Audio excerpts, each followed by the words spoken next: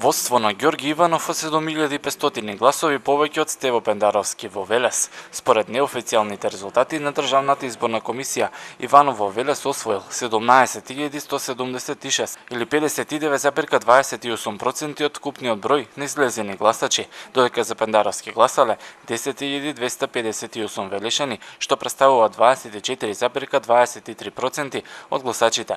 За Зоран Поповски во Велес гласале 1106 граѓани, додека Илијас Халими собра 145 гласови.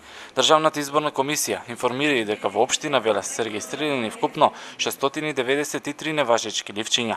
Инаку излезноста во Велес на вчерашниот прв круг од претседателски избори беше една од повисоките во државата. Вкупно гласале 29969 граѓани, што представува излезност од 64,24%. По добивањето на првичните резултати во центарот на Велес можеше да се забележи прославување на победата на Иванов од страна на членовите и симпатизерите на ВМРО-ДПМН.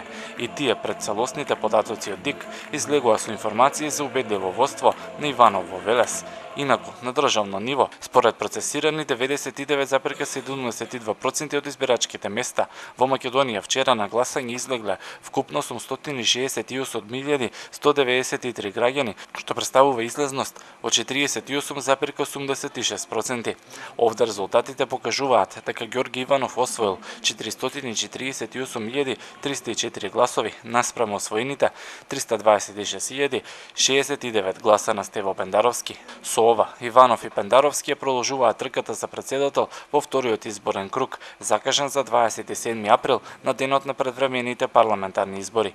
Останатите двајца кандидати трката за претседател ја завршија вчера, и тоа Илијас Халими со освоени 38.965 гласа, додека Зоран Поповски имаше 31.360 гласа.